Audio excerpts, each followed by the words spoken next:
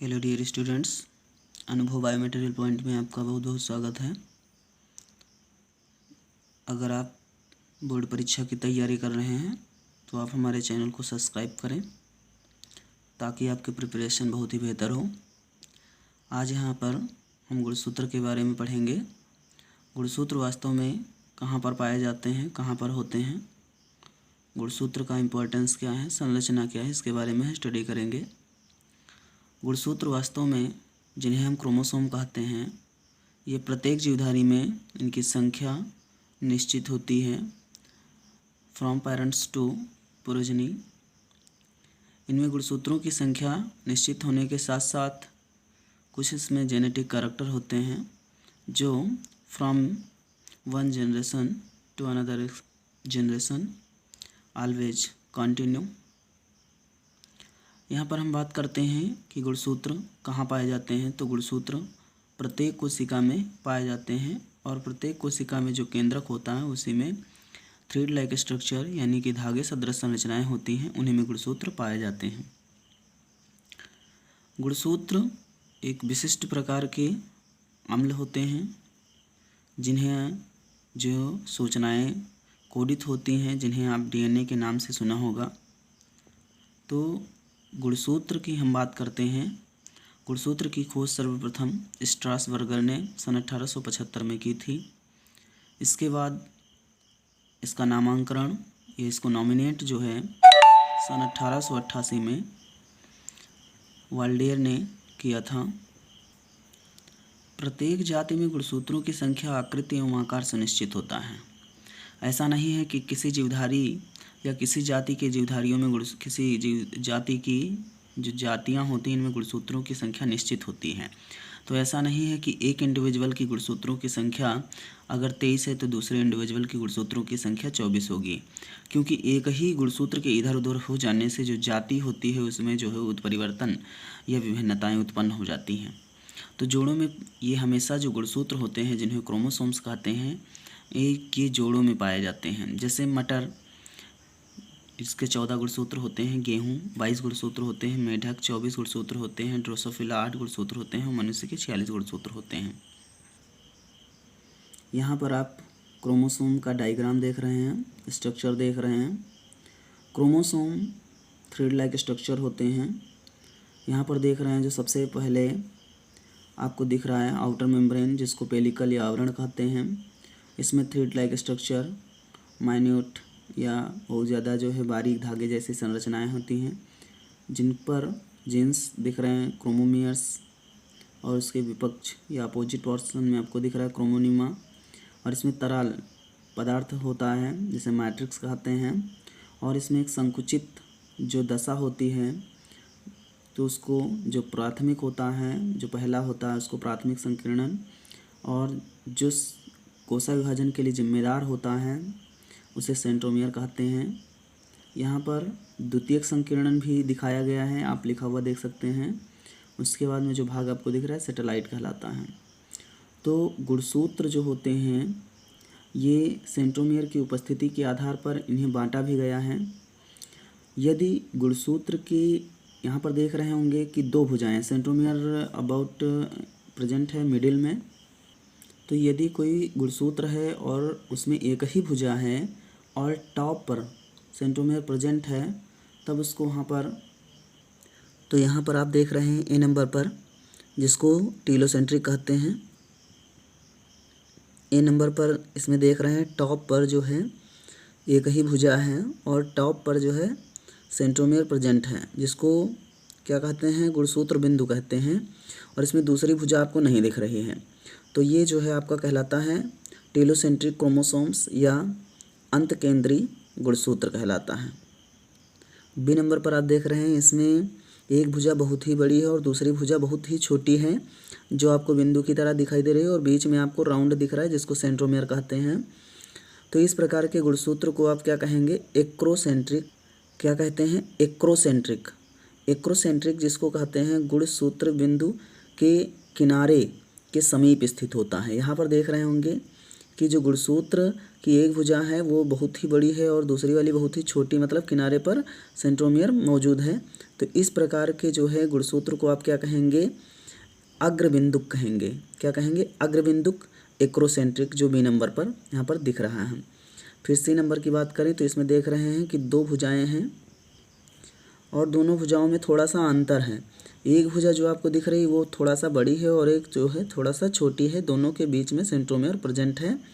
तो इस प्रकार के जो है गुणसूत्र को क्या कहेंगे, जो सी नंबर पर मौजूद है उसको सब मेटासेंट्रिक या उपमध्य केंद्रीय गुणसूत्र कहेंगे।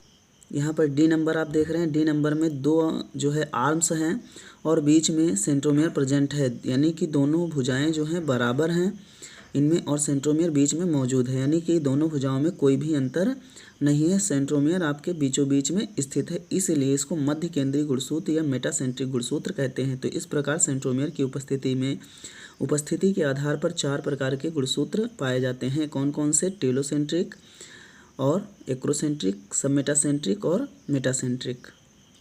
तो अब यहाँ पर आज हम पढ़ेंगे इस जगह पर पढ़ते हैं कि प्रत्येक गुणसूत्र में हिस्टोन प्रोटीन अणुओं के समूहों को घेरे हुए एक डीएनए अणु की अत्यंत कुंडलित संरचना होती है। मीन्स हम यहाँ पर अब संरचना पढ़ना शुरू करते हैं कि गुणसूत्र जो है किस प्रकार से बना होता है। तो गुणसूत्र में प्रोटीन्स की बात करें तो हिस्टोन नामक प्रोटीन पाई जाती है। और इसमें देखिए यहाँ पर लिखा हुआ है डीएनए जो है एक डीएनए अणु की अत्यंत कुंडलित संरचना होती है। प्रत्येक गुणसूत्र में निश्चित स्थान पर एक छोटा अल्परंजित क्षेत्र जिसे हम सेंट्रोमियर कहते हैं वो प्रेजेंट होता है। इसमें अल्परंजित क्षेत्र जो है सेंट्रोमियर प्रेजेंट होता है। यह कोशिका विभाजन के समय क्रोमैटिड्स की गति को नियंत्रित रखता है।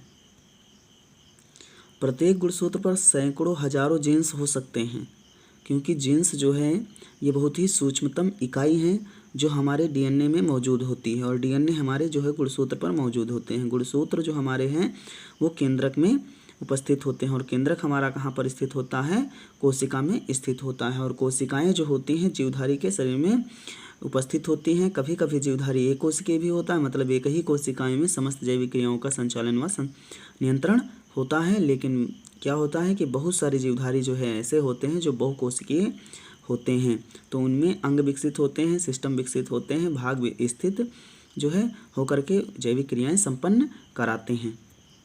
क्रोमोसोम की संरचना की बात आप डायग्राम में देखे हुए हैं कि जो हमने आउटर बाउंड्री को जो है पेलिकल या आवरण कहा था, यह गुणसूत्र एक झिल्ली सदृश आनुवांशिक दृष्टि से निष्क्रिय आवरण से घिरा होता है। गुणसूत्र जो होता है एक झिल्ली से घिरा होता है जो किसी भी प्रकार की जो है आनुवांशिक दृष्टि से कार्य नहीं करती, यानी कि आनुवांशिक दृष्टि से निष्क्रिय होती है।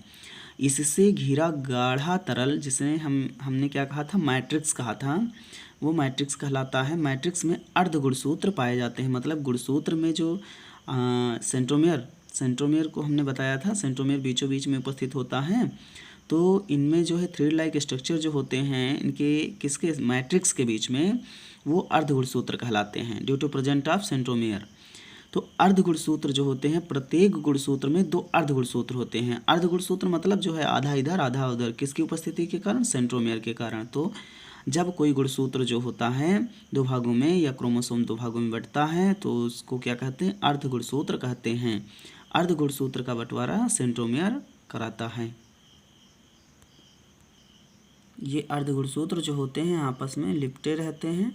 अनेक क्रोमोमियर्स पाए जाते हैं। क्रोमोमियर्स पर जीन्स स्थित होते हैं, मतलब जो क्रोमैटिड्स होते हैं उन पर बहुत सारे क्रोमोमियर्स पाए जाते हैं और क्रोमोमियर्स पर क्या होता है, जीन्स पाए जाते हैं। फिर सेंट्रोमियर के बारे में पढ़ते हैं। सेंट्रोमियर क्या होता है, गुणसूत्र के दोनों क्रोमैटिड्स सेंट्रोमियर द्वारा आपस में जुड़े रहते हैं। इसके पहले भी हमने बताया है। सेंट्रोमियर की स्थिति के कारण जो होता है, स्थिति के आधार पर गुणसूत्र विभिन्न प्रकार के हो सकते हैं। अभी हमने बताया टेलोसेंट्रिक, एक्रोसेंट्रिक, सब मेटासेंट्रिक, मेटासेंट्रिक। तो उसी सेंट्रोमियर की स्थिति या उपस्थिति के आधार पर ही इन्हें जो है 4 भागों में बांटा गया है। सैटेलाइट किसे कहते हैं, कुछ गुणसूत्रों में द्वितीयक संकीर्णन होता है। द्वितीयक संकीर्णन मतलब कभी कभी गुणसूत्र क्या होता है कि आप देखेंगे तो मुग्दर नुमा होगा, थ्रेड नुमा होगा, धागे सदृश होगा, लेकिन कहीं पर इतना ज़्यादा संकुचित हो जाता है कि जो है उसमें पार्टीशन दिखाई देने लगता है, जिसको संकीर्णन कहते हैं। ये संकीर्णन 1 से अधिक भी हो सकते हैं। तो इसके फलस्वरूप बना गुणसूत्र छोटा गोलाकार भाग सैटेलाइट कहलाता है और इस प्रकार के गुणसूत्र को सेट गुणसूत्र भी कहते हैं, सेट क्रोमोसोम्स कहते हैं। अब यहाँ पर अगर हम क्रोमोसोम या गुणसूत्र के संगठन केमिकल कंपोजिशन ऑफ क्रोमोसोम की बात करें तो यहाँ पर देखेंगे कुछ कंपोनेंट्स पाए जाते हैं, जैसे हिस्टोन प्रोटीन 35.5%, अन्य प्रोटीन 10.4% और RNA 9.6% और DNA 36.5% उपस्थित होता है। अब हम बात करते हैं, जब किसी भी टॉपिक पर स्टडी करते हैं तो उसको हम देखते हैं कि इसका इम्पोर्टेंस क्या है, इसका यूज क्या है, इसका महत्व क्या है। तो गुणसूत्र का महत्व क्या होता है? गुणसूत्र का हमारा जो महत्व है वो अद्वितीय है, यानी कि इसका कोई विकल्प ही नहीं है, क्योंकि गुणसूत्र में वो सारी सूचनाएं, वो सारी जो है आनुवांशिक लक्षण, यहाँ तक कि जो हमारी हार्मोनल एक्टिविटी, जो हमारा स्वभाव, वो भी सारी की सारी चीज़ें जो हैं गुणसूत्र में कोडित होती हैं। इसको अगर देखें तो लिखा हुआ है, गुणसूत्र आनुवांशिक लक्षणों को पीढ़ी दर पीढ़ी पहुंचाने में सहायता करता है। इनकी जो वंशागति का भौतिक आधार कहते हैं, इनको जो है क्या कहते हैं? वंशागति का भौतिक आधार कहते हैं, क्योंकि यहाँ तक कि जर्म प्लाज्म और सोमेटोप्लाज्म दोनों जो है ये गुणसूत्र की प्रक्रियाओं या लक्षणों पर निर्भर करते हैं। ये गुणसूत्र आपको यहाँ दिख रहा होगा, इसको लैंप ब्रश गुणसूत्र कहते हैं। लैंप ब्रश गुणसूत्र क्यों कहते हैं? क्योंकि इसको आप देख रहे हैं, जिस प्रकार से लैंप को साफ करने के लिए ब्रश प्रयोग किया जाता है, उसी प्रकार की इसमें संरचनाएं या लूप्स दिखाई दे रहे हैं, इसीलिए इसको लैंप ब्रश गुणसूत्र कहते हैं। और यहाँ पर एक गुणसूत्र और होता है, उसको समझने से पहले हम ये समझ लें कहाँ पाया जाता है। कशेरुकियों की अंडक में ये जो है गुणसूत्र पाया जाता है। और जो एक पॉलीटीन गुणसूत्र होता है वह जो है ड्रोसोफिला की लार ग्रंथियों में पाया जाता है। यह पॉलीटीन गुणसूत्र है जिसको सबसे पहले वेल्वेनी ने देखा था। यह जो है ड्रोसोफिला या अन्य लार्वा के लार ग्रंथियों में पाया जाता है। तो यहाँ पर आप गुणसूत्र के बारे में भली भांति समझ चुके हैं। अगर अभी भी आपको कोई समस्या है तो हमारे कमेंट बॉक्स में जाकर के जो है कमेंट करिए और जो है समस्या का समाधान पाएँ। हमारे वीडियो को अभी तक अगर आपने लाइक नहीं किया है, सब्सक्राइब नहीं किया है, तो इसको लाइक करें, सब्सक्राइब करें। और चैनल पर अगर आप नए हैं, अभी तक हमारे चैनल को सब्सक्राइब नहीं किया है, तो हमारे चैनल को सब्सक्राइब करें, ताकि हम आपके लिए बना सकें और भी बेहतर वीडियो और बोर्ड परीक्षा की बेहतर प्रिपरेशन। Thanks for watching.